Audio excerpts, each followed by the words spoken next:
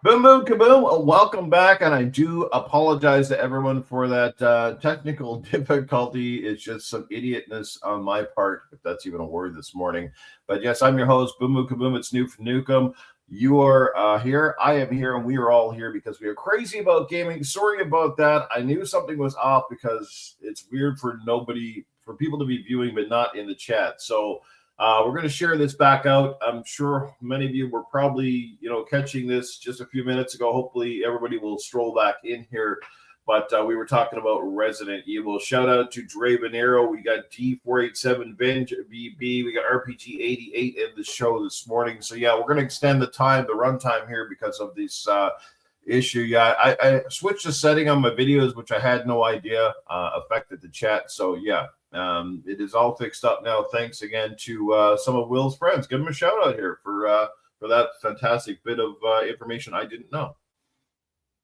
Yeah, shout out Henry and RPG88. Thank you guys. Right, it is. Yeah, apparently there's a setting that if you turn it on in the back end of StreamYard, which I thought it was just kind of this is a PG show, and I thought, oh, let's click on this and it'll be fine. And it's like, no, apparently that gets rid of the chat. I guess because you can't really control the chat, so to speak. So, all right, so we got just Henry Heck in here as well. There we go. So now we're rolling good because now I can start entering people onto my thing here. Let me get caught up because. If you guys didn't know, and I'll just hold this up on the screen, it started last week. We're going to give away this fantastic little retro portable here. It's called an RG36. It's got over 20,000 retro games on it, going right up to even PlayStation and N64 and stuff like that. I will warn you, some of the more modern games don't run. Not all of them. Some work pretty well, some do not. But the 16-bit, 8-bit stuff and anything beyond that runs fantastically well. And this thing has like 20,000 games on it. I've checked it out. Trust me, it has probably, I'd say, at least 90% of anything you could ever want to play is on here. Okay. So as you can see, I'm all kind of disjointed here this morning because of this little issue, and I'm just trying to get caught up here. I hope you caught the intro to the show because we had a little introduction to our fantastic guest this morning, Will77. And he talked about how he got into gaming and where he started, which was on the Super Nintendo, and basically why he decided to get into the podcasting gig as well. Proto Foxy's in the building. What's going on? Proto Foxy was our first ever feature, content creator feature on last week's episode. Stevie Mac is here as well. I was Money Had It. He said Money Had It. That's Stevie Mac in the house. All right, let me just enter some names because I've got to get caught up with everybody. But all right. We're gonna talk about this latest game releases in just a moment. So yeah, while I'm just catching up with everybody here, just let me know. Tell us what you're really excited about with the new Resident Evil 9, which is coming out here very shortly. So man, the main thing I'm excited about, which is gonna be the driving force for most of my excitements, is single player narrative driven game. Like that is my go-to right Yes. there. And Resident Evil, if anybody who's watched my previous stream with Resident Evil Village, every few minutes I was like, this thing is gorgeous. Look at the lighting. And those are the things that I appreciate. And Capcom, just ever since they introduced that RE engine, really makes these games pop. And not just pop, but they play well, they're polished, they're just ready to go. And that's what I'm super excited about. And also see what surprises they have for us. They normally have some crazy looking characters, some fucked up looking monsters. So I'm excited to get into all that. And of course, Mr. Leon Kennedy. Let's roundhouse these zombies through the walls with his new axe. And that's what I'm excited for, man. Yeah, it's kind of interesting. Because I was watching that stream. You finally got to Chris Redfield, and he comes out all badass, right? And it's kind of weird how the most of that game you're kind of doing a little bit of there's a little bit of stealth and that sort of stuff, and then all of a sudden you kind of get to go AWOL, and it's kind of cool. It's I like how the series is kind of blending some of the old with the new, and mixing up between the survival-ish horror aspect, and then you getting to kind of let loose on people.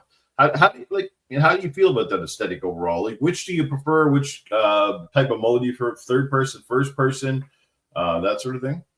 So I was telling my viewers and look, I know the first person, third person, conversation's been happening online for a long time. And look, I like third person better than first person, but I Mm-hmm. really think for Resident Evil, maybe the first playthrough first person is the best way to go because you really do get more immersed in the game. And then maybe your second playthrough third person. But with this one, since you got dual characters, maybe playing as Grace first person and then going to Leon third person is the way to go and mix it up. But experiment a little bit. But I would recommend that. Do first person.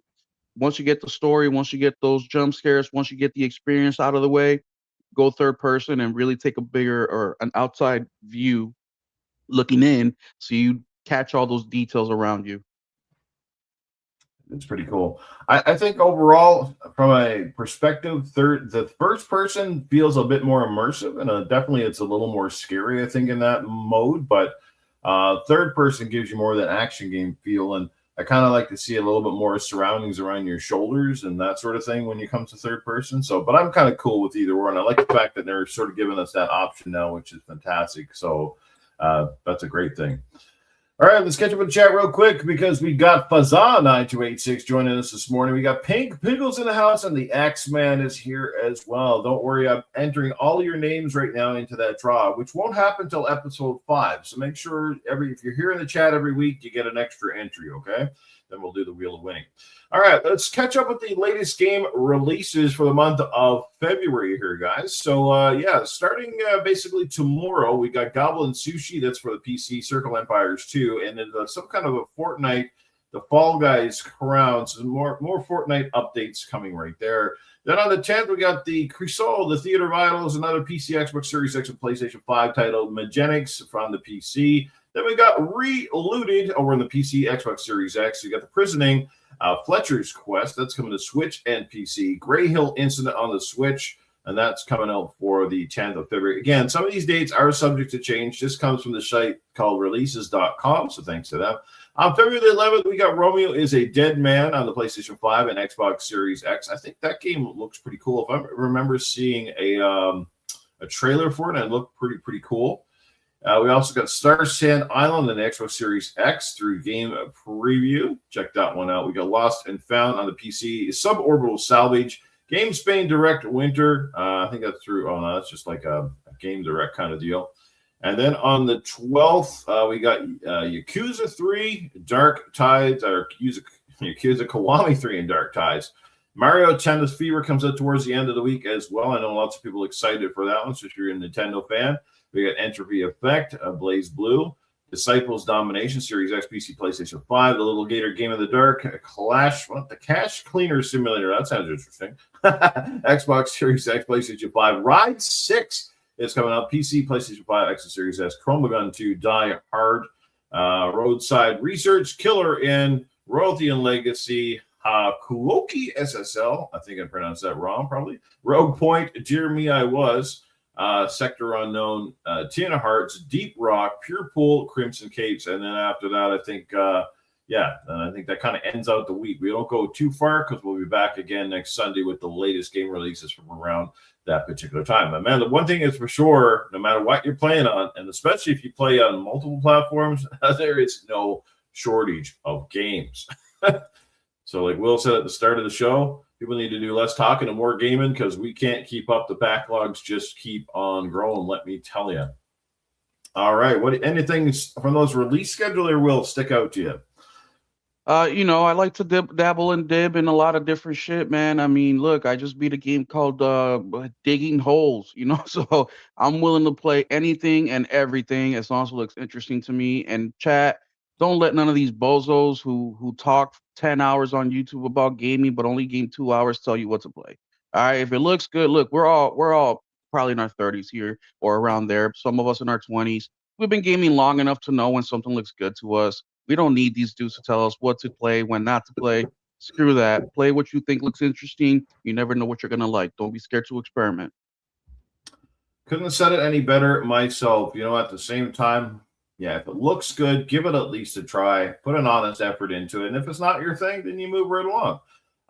That is one of the fantastic advantages of a lot of these games going into Game Pass is it allows you to try them out with no harm, no foul. So any of these services, that's a good thing. So you're not on the hook for $30, $40 a pop all the time. And I always say, if you're not happy with something or you don't like the direction a company's going, just speak with your wallet. Nothing speaks louder than not giving them your hard-earned cash.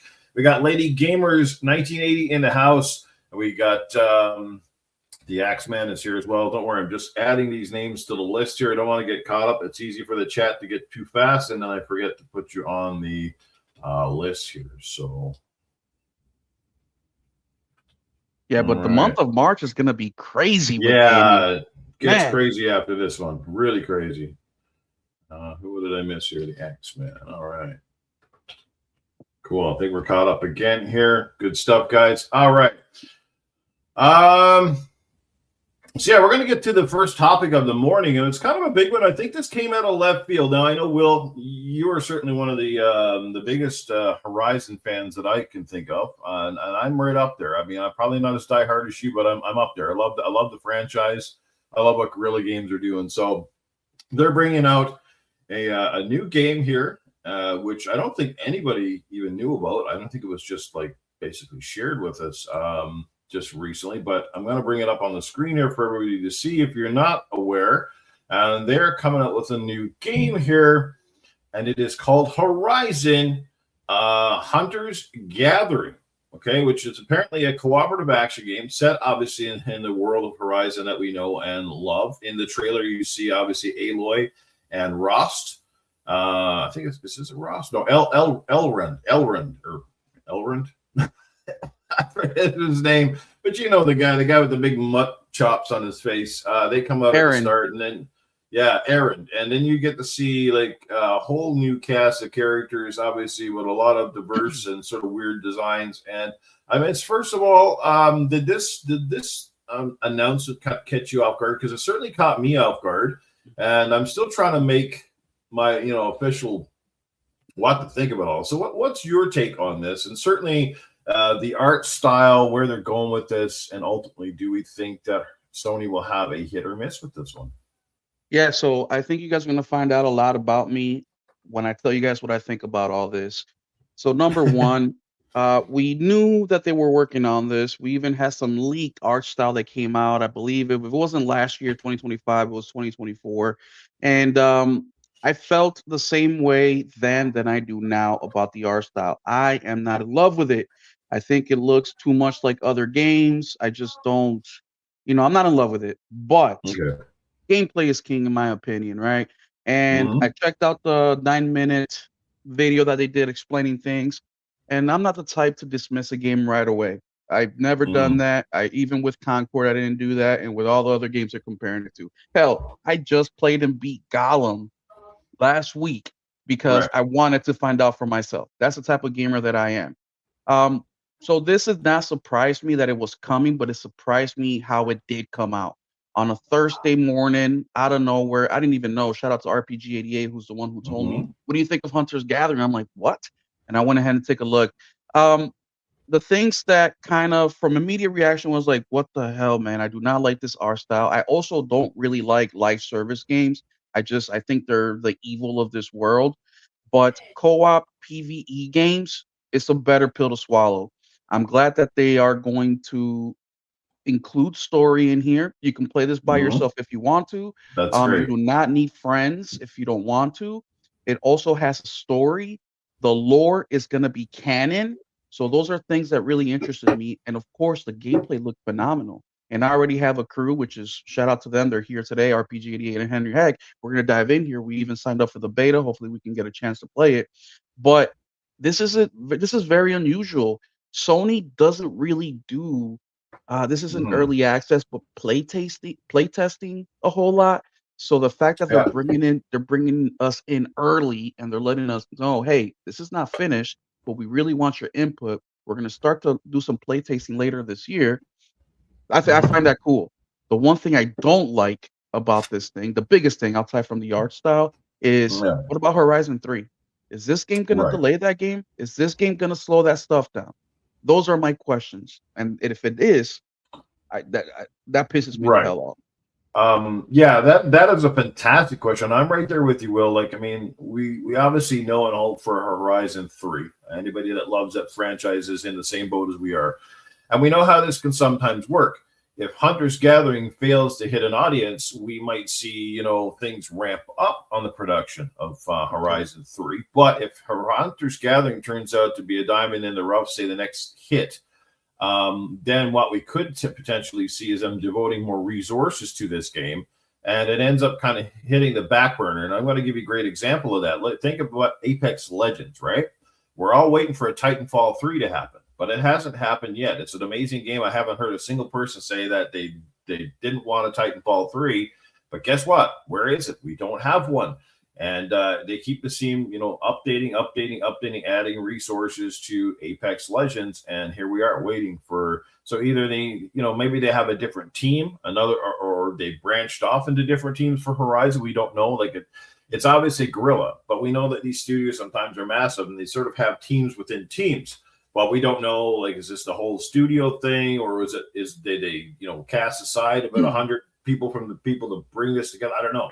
And I'm with you on the art style. I mean, it looks good. I mean, from a graphic standpoint, I mean, it kind of looks good, but at the same time, I'm not a fan. To me, all I'm getting is just that, let's take Horizon and let's basically make it look like a Fortnite vibe, which I got a feeling that's what they're going for, because they're trying to capture that younger crowd, or the people that really get off on the Fortnite game. And so I understand where they're going, but as far as the traditionalists like you and I, who like the graphics of the current series, it just seems like, what is this? And then the character models, is this another Concord we're looking at here? Because some of those characters, man, I'm like, what the heck? I don't know. Maybe weird is the new in thing nowadays. But I know when I'm picking a character, I want my character to look cool and feel badass. And I'm not getting that vibe from any of these characters. I mean, I don't even know if you can play Aloy, but I can tell you, Aloy looks head and shoulders better than anything I saw on that trailer. That's just my opinion.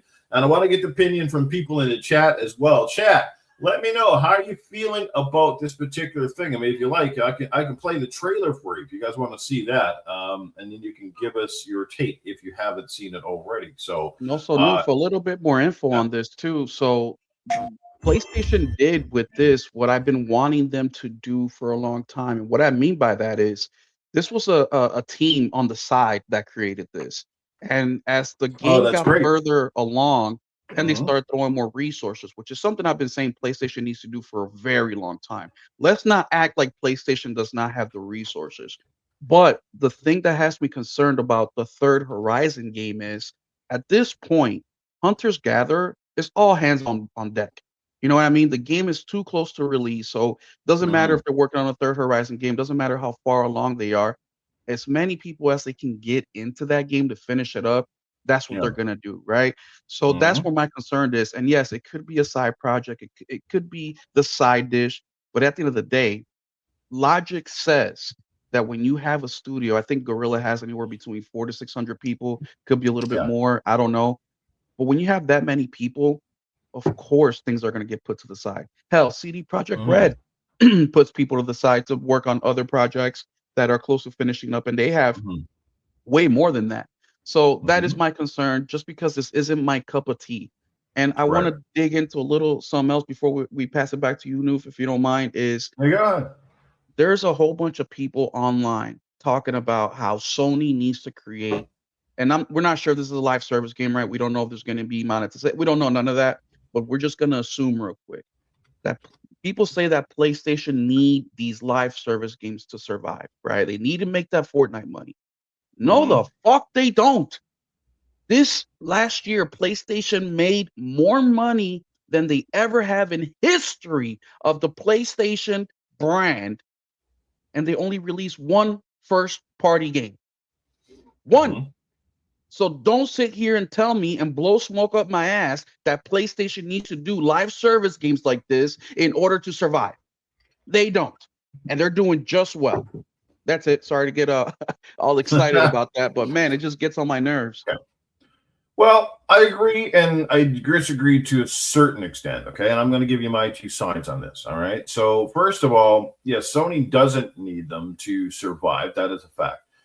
But we've also seen that, like any big company, they want to find at least one game that comes out of Mm, their own portfolio that resonates, that hits. I mean, when was the last time that Sony successfully had a great multiplayer game that, lit the world on fire or continues to have, thousands upon thousands of people in their ecosystem playing every. I mean, I think this is part of the reason as well that Sony has had to pivot a little bit, and we're starting to see some of their games go multi-plat because they're looking to find that next big hit. They're looking to find that money. I mean, otherwise, I mean, they do have Destiny, which I would say, in for most intents and purposes, was a pretty big hit. Like it seems there's a big Destiny community. People have loved it, right? But they obviously knew it wasn't a smart deal if they were just going to keep it exclusive to the PlayStation side of things. So they let it go. They kept it multi-plat. They kept it on Xbox. Much like Xbox has done the same. If the series originated on both platforms, they kind of kept it there.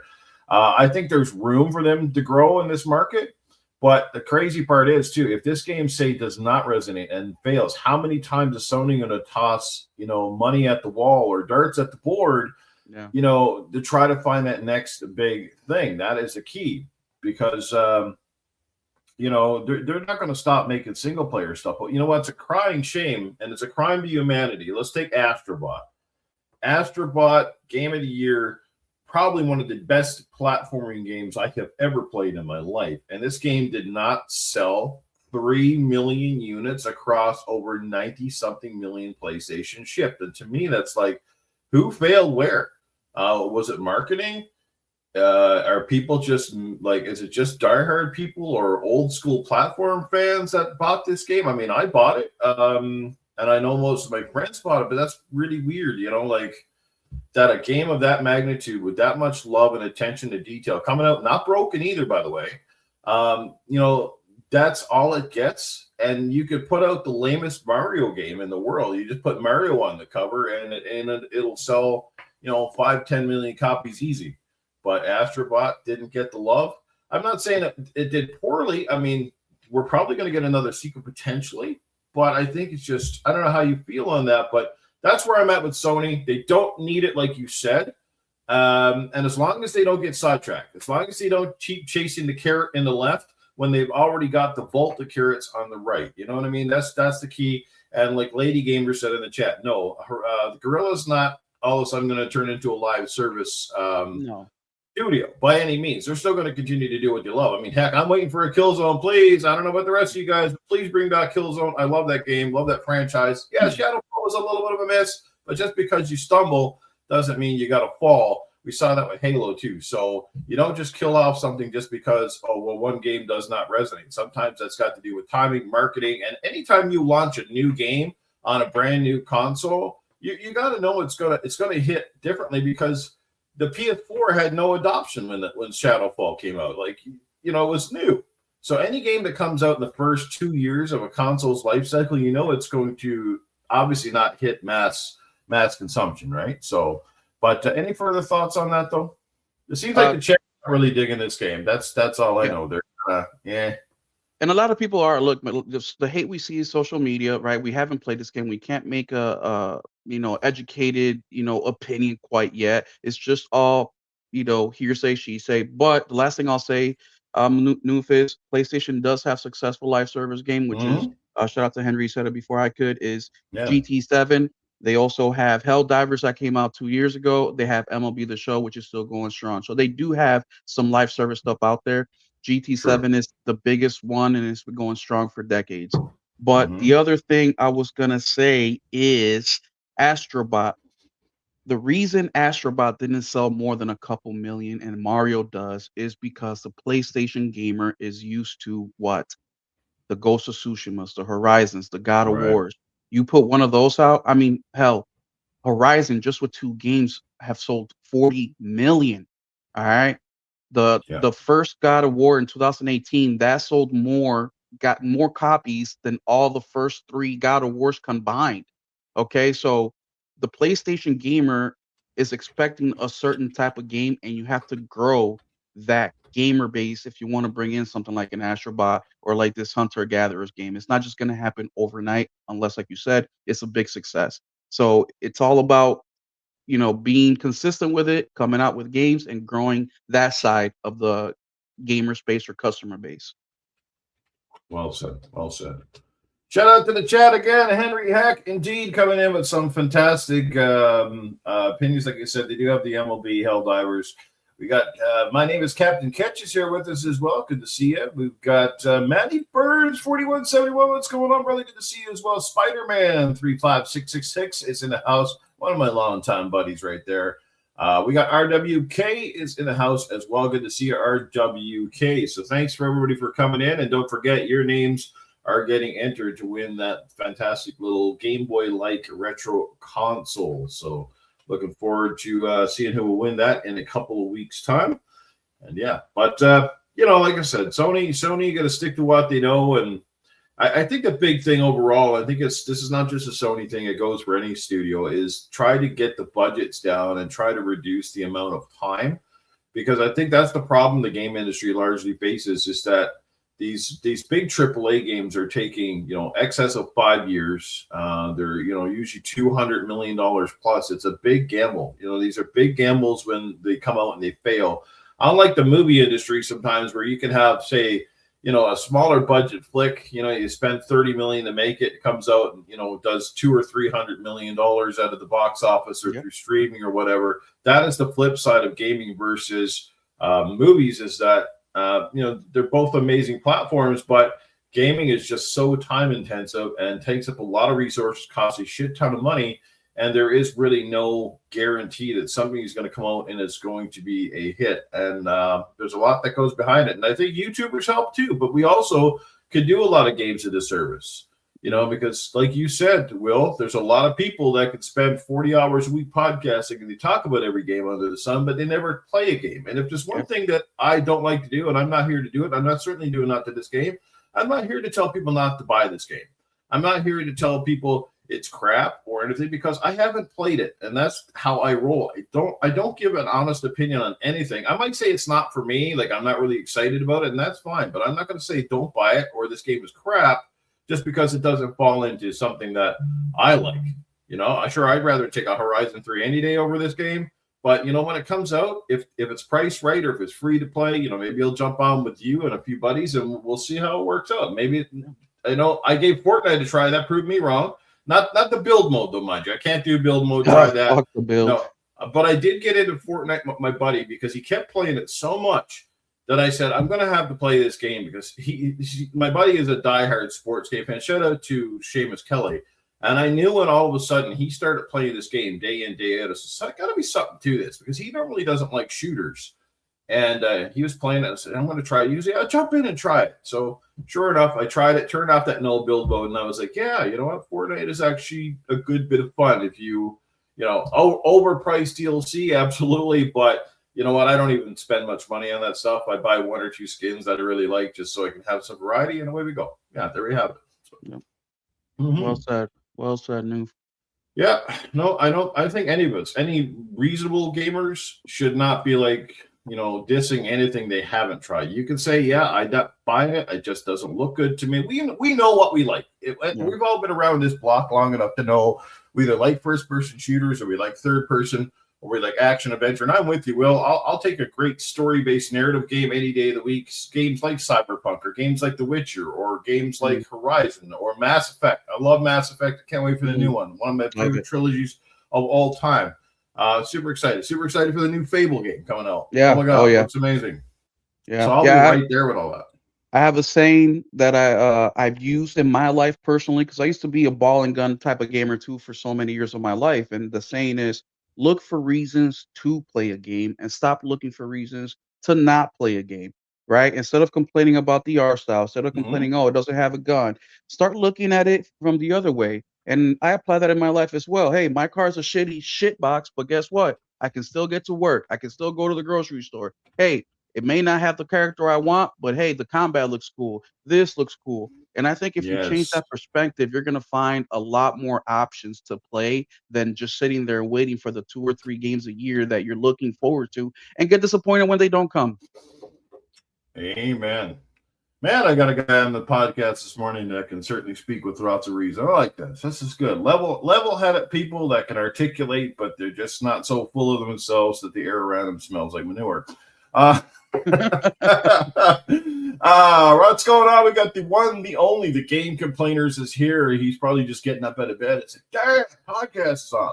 All right, so we're going to move on to another topic, and this is this Capcom's year? I mean, my God, has one company of anybody resurged more in the last 6 or 7 years in Capcom? Do you guys remember post Street Fighter Five that Capcom was kind of on like dire legs, and everybody was talking about the potential of these guys selling to somebody?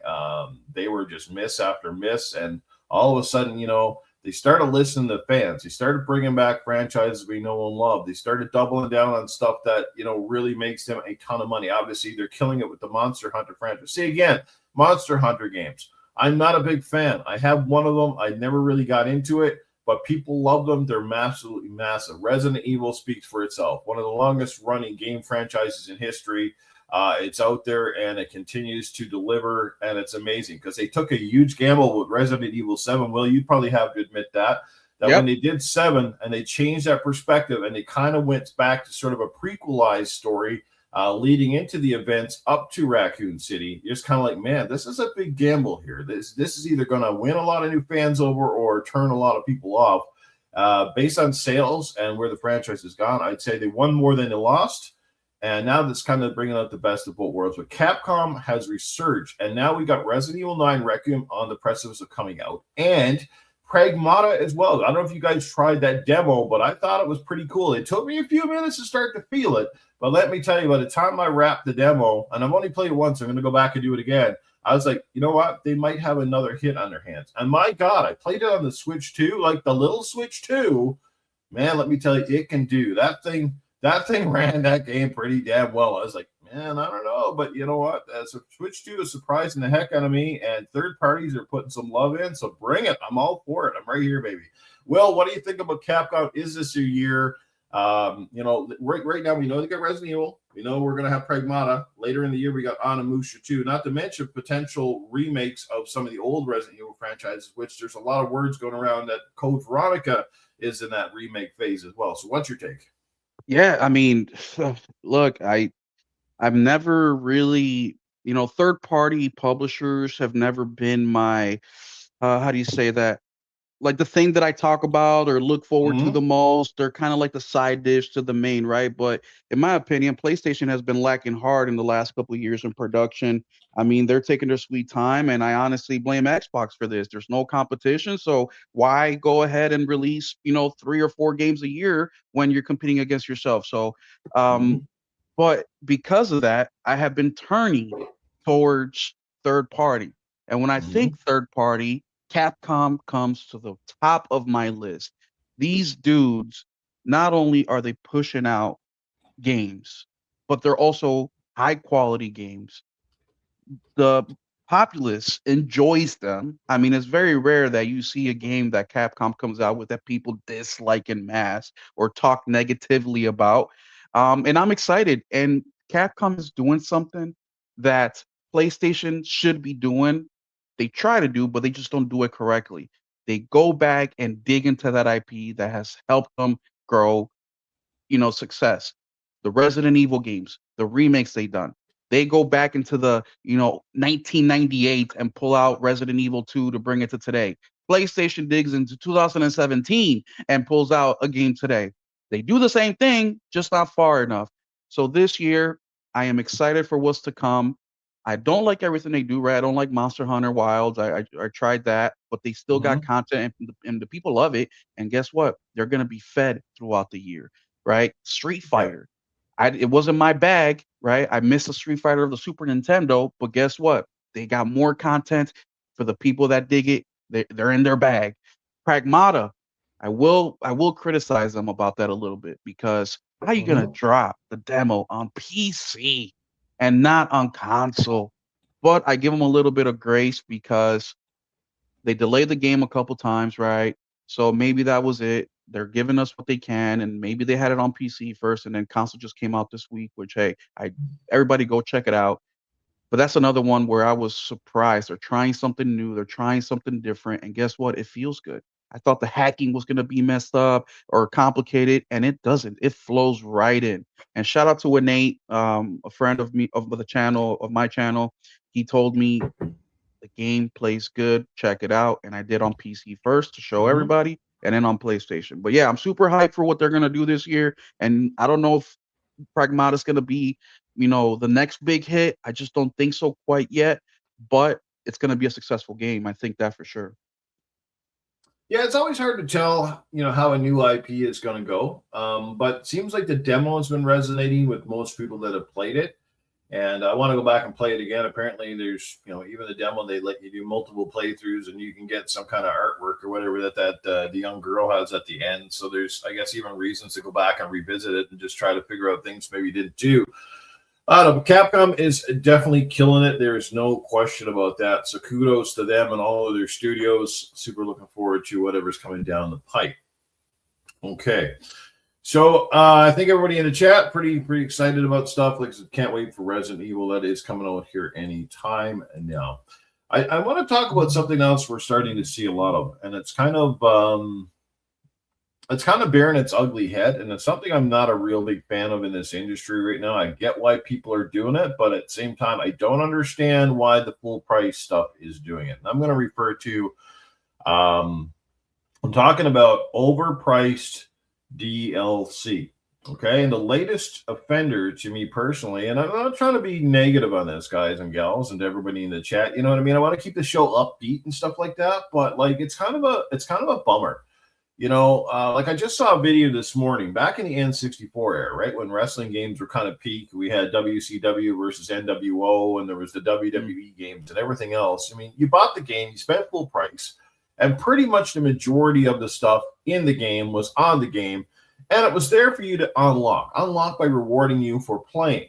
And now these games and a couple of vendors, one I'm playing is Battlefield 6. Trying to get stuff in Battlefield 6, unless you're constantly dedicating yourself to completing challenges, it's an absolute grind. Okay. I'm 70 something hours played through Battlefield, almost 80, which is not a lot compared to most people, but it's a lot for me to play that much in one shooter over the course of not even a half a year. And like, I haven't unlocked hardly anything. It's kind of like, what is going on here? Yeah, but everything's on that wall. Everything's there to buy, and we're not talking about $5. We're talking about like these packs that they're selling are $20. And now the new WWE 2K26.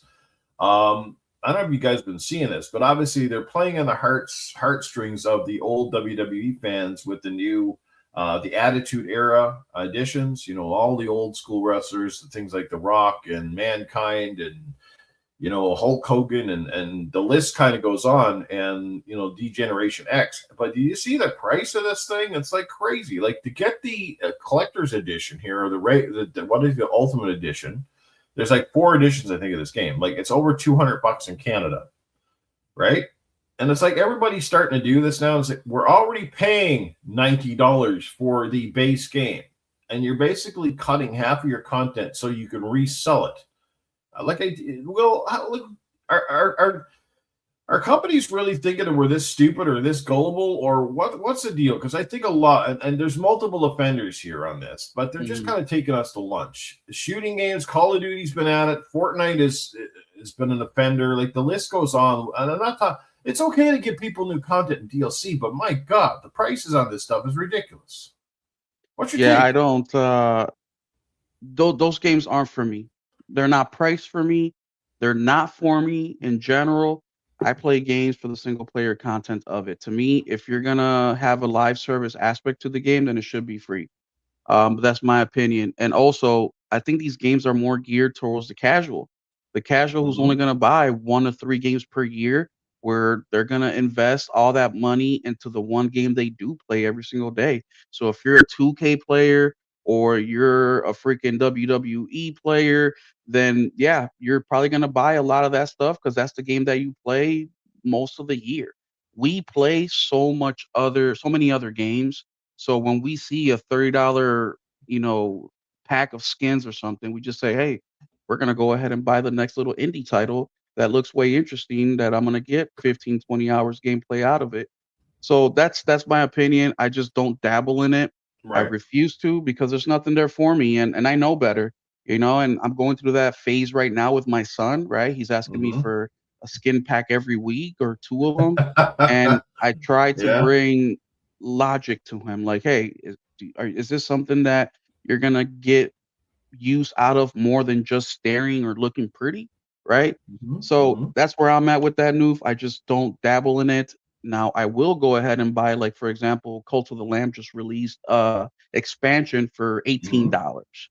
The Okay. game itself costs 20, right? So we're talking double the price. But guess what? That expansion, Hmm. it's gonna Yeah. you're gonna be playing that thing for 20 hours. That I will go ahead and dabble into. There you go. And everything's about perspective, right? For some people, they feel it's worth it because if you obviously bring out DLC or you bring out a character that really resonates with people. I mean, look, I have bought skins for Fortnite, and I know when I bought them, I was like, man, like this is expensive for what it is, right? Considering that I know back in the 360 era, you could buy a pack of skins for some games, and they were like 4.99 Canadian.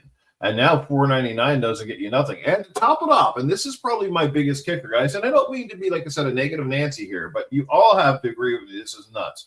So when they sell, especially these games that sell like you these points, they don't give it to you in real world money. They give you points. And you know why they like to do the points? Because the average person doesn't understand how many points it takes to buy something in real world dollars. Okay, for example, a lot of the packs, they're going to be priced, they're going to be like, oh, it's 1,300 points, right? And you have to buy the point, or you have to buy with real world money the points through the game. So like the Fortnite bucks, or whatever the heck they call them, and you have to buy like 1,500 points to get that 1,300 pack, right? So what happens then? You're left over always with these small incremental numbers that won't buy you anything from the store. So what do you want? You're either going to sit there basically with unused credit sitting in the account that you can't buy anything, or you have to top it up. And guess what? When you top it up again, you're still probably not going to have enough money left over to buy anything else. You see what I'm saying? Like they keep dangling the carrot, but not really giving you enough to buy. And that's one of the things that really drives me bonkers. It's like, no, can you just make everything as like even? So if it's 1,500 points, it takes the whole 1,500, and I'm not left with anything left over because you're just forcing me to basically either toss away the remaining points or go buy some more, right? And again, I know why they do it, especially for parents, because when the kid goes, well, I need 1,100 Fortnite bucks, they're just thinking, well, what's that, right? They don't understand that 1,100 Fort dollars or whatever probably costs like, 25 bucks American or 30 bucks. You know what I'm saying? And the parents say, yeah, go ahead, get this. And then you look at the credit card bill and like, holy Toledo, right? Yeah, Yeah. some really weird stuff that I'm just not a fan of. I know that you're not the big keen on the multiplayer, but like again, if you're doing some of this stuff, makes more sense with the free to play model because they didn't charge you anything up front to get the Yeah. game. But when you're charging full price and you're still charging premium dollars for content to add on, it's like it just feels it's crazy, man. And yeah, I'm not a fan. I wish more people would speak up on it because I think these guys are taking us to the cleaners. And also it's nothing wrong with waiting, but if this is the game that you play the majority of the time, you're not gonna wait, right? But once again, the pricing is not for us, it's for them. They're the Mm-hmm. ones who buy these or play these games consistently throughout the year. I mean, I have a buddy of mine, or I'm sorry, my cousin, who will stick 300 hours into NBA 2K. And to Right. him, buying the Ultimate Edition at $200 is worth it. He's gonna get every single penny out of it. But for Mm-hmm. me and you and most of the chat, it seems like spending Yeah. 30, $40, heck, even the Diablo players are complaining about that with some of the skins and horse skins and all this shit. So, Mm-hmm. just wait. You'll get it at half off. Over on my channel, I do these series of videos called Playtime Pickups, where I show you guys the new games that I just bought, and 90% of the time they're right around $20. Right? Mm-hmm. I buy all the Call of Duties right around springtime when they're at GameStop for 20 bucks brand new. That's when I'll dive in because I know that one, I'm only getting a 4 to 6 hour campaign. And two, if I want to jump into the live service shit, I got to pony up some money there too. So I'm not going to spend 100 and some dollars overall on Yeah. something I'm going to play 10 hours.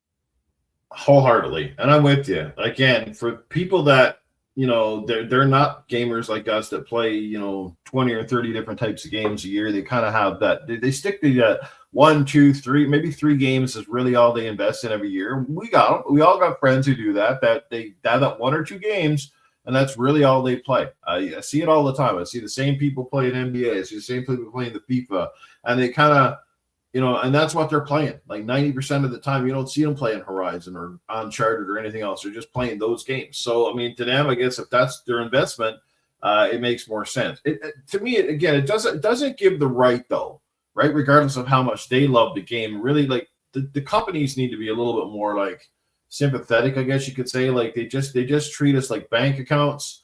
It's like, yeah, we're gonna pay for stuff, but like throw you a bone, right? Like it's getting really excessive, and that's a kind of the part that I'm talking about. It's Yeah. not Well, dissing anybody that wants to spend money on whatever they love. That's their prerogative. I'm well, sure I buy a news lot of games that people are like, man, dude, if you spent money on that, to bring up the opposite side, like Helldivers, yeah, for example, right? When that game yeah, first came out, it's a PvE, so I gave it a shot hmm because I do prefer PvE versus PvP. But they priced their live service stuff real cheap, and the game was only $40. yeah, So I felt like, you know what? I'm gonna buy this $5 pack because I want to support the game. yeah, I'm loving exactly, the game. I want to do more, and guess what? I end up spending more than $5. I don't know how much I spent over time, but a lot of games do that where I like the game so much, and I feel like they charge us a fair price, right? We have Mafia in there, awesome game. Expedition 33, awesome game,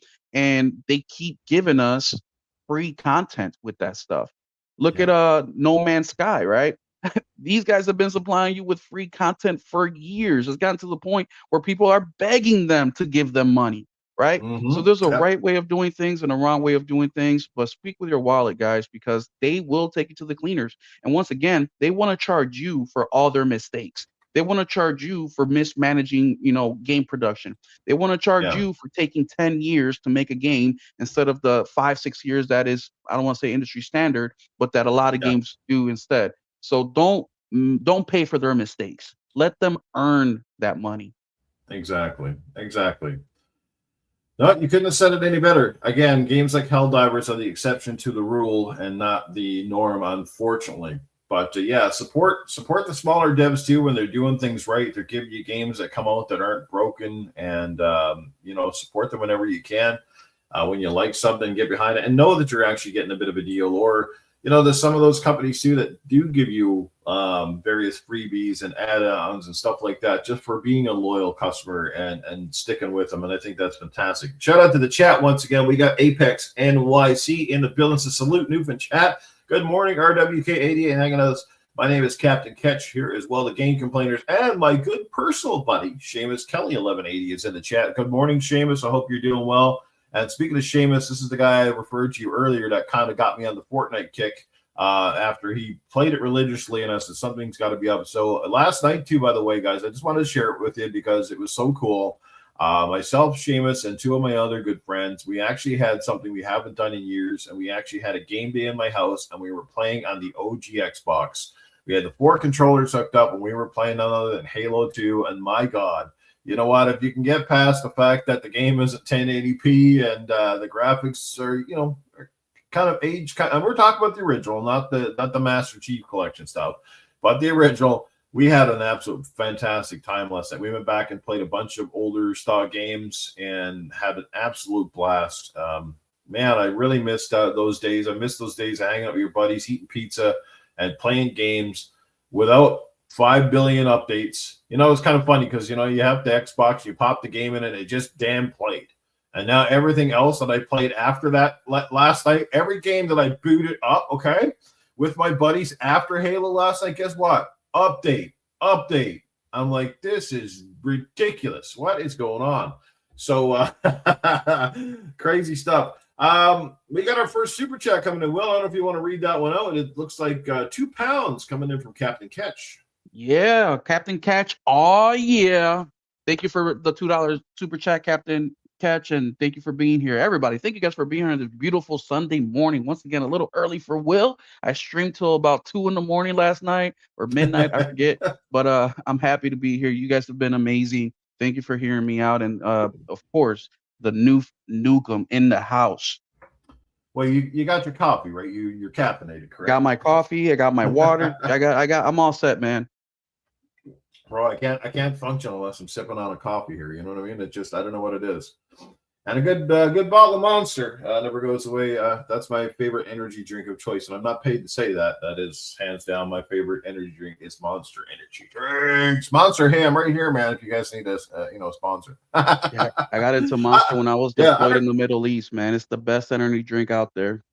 Yeah, I don't know. The Red Bull stuff never jived for me. To me, Red Bull was like I definitely could feel the kick on Red Bull, but my God, it was like drinking battery acid. It was like battery acid and an old chewed bubble gum.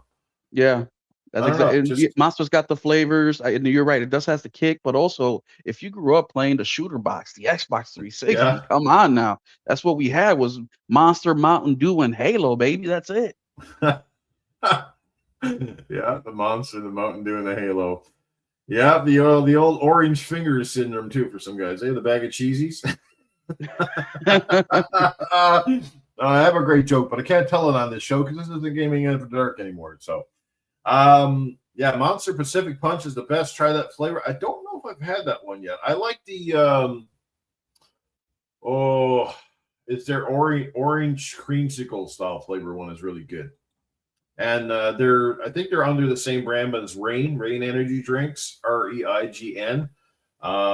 They're sold under the Monster umbrella, and they do one too called Orange Creamsicle. And they have gummy bears. It's called White Gummy Bear or something, and that one's a really good flavor too. So I know not everybody likes them. My wife tries them every once in a while, and she's like, gross. So it is what it is. Yeah, Talos is over in he's in Australia. It's 2:30 in the morning here for him. So he's staying up to staying up late just to catch his show here right now. So down under. Well, he's down under, man. Yeah, Talos, great guy, man. We play Battlefield a lot, him and I.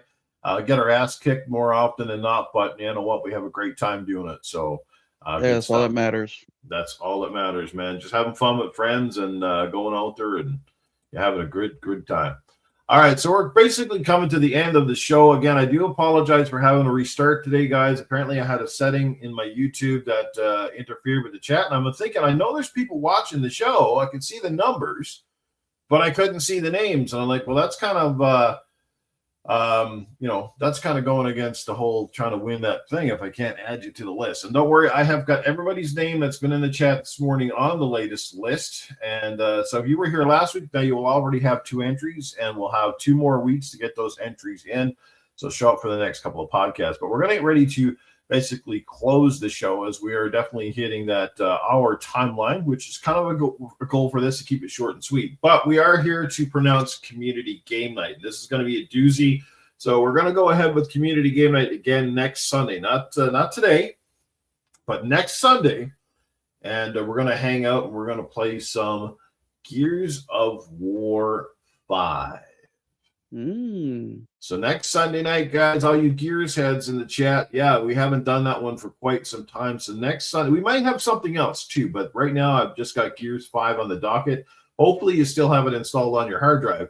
And if you don't, well, I guess you could play it from the cloud, or I'm giving you a full week to get that crap installed and uploaded on your console so we can play that next week. So hopefully we'll get a good turnout and have a good time with that game. Gears 5 next Sunday, and that will be at 6 p.m. Eastern, 4 Mountain, 5 Central. Again, 6 Eastern, 4 p.m. Mountain, 5 Central. Gears of War 5 next week, guys. Hope to see you there. Let's get rid of the outros here. So, Will, like I said, I have your description in the chat. So hopefully you'll gain a few more followers from this group by the end of the day. I want to thank you for being here. Any final words before we close the show? Nah, man. Thank you guys for coming through and hanging out, listening to me shoot the shit here with Noof. It's always a good time to talk gaming, and I like this whole short and sweet. I try to keep my podcast around the 2-hour mark as well. We do that on Sunday nights, except tonight because of the Super Bowl. So we'll be back next week, Sunday at 8 p.m. Central, 9 p.m. Eastern. So if you're interested, come hang out over at the Will 777 JP channel. Say hi. Let me know that you found me from Noof. But yeah, that's it, man. Keep it gaming. That's all I got to say. Yes, since this is Super Bowl Sunday, predictions in the chat. Who's taking home the big game? My team is not in it, unfortunately, but who is taking home the trophy? Will, what's your prediction? I stopped watching the NFL about 7 years ago, but I heard the Seahawks sound pretty good, so we'll see. Okay. My prediction is Seahawks will take it, but I am going to root for the hated New England Patriots. I did not expect them to be playing in the Super Bowl this year, so I think they're definitely the large underdog. I'm going to root for the underdog, but honestly, I think the Seahawks are probably just going to be too much. The way they steamrolled my 49ers would probably lead me to believe that, that's the way it's going to go. Guys, everybody in the chat, RPG 88, Henry Hack, Apex, Talos, Ray, RWK, Spider-Man, the list goes on. Seamus Kelly. Guys, you're fantastic. Thanks for everybody for being here. If I did mention you, I do apologize. Again, that's part of my show is to make the chat interactive as well, to make you feel like you are a part of it. And we hope that you're liking this new runtime and enjoying the topics of conversation. Will was a fantastic guest today. I like how he thinks. And again, go support his channel as well. And if you're first time over there, tell him Noof sent you. There you go. But we'll see you again next Sunday. All right, here on Crazy About Gaming. Have fun, everybody.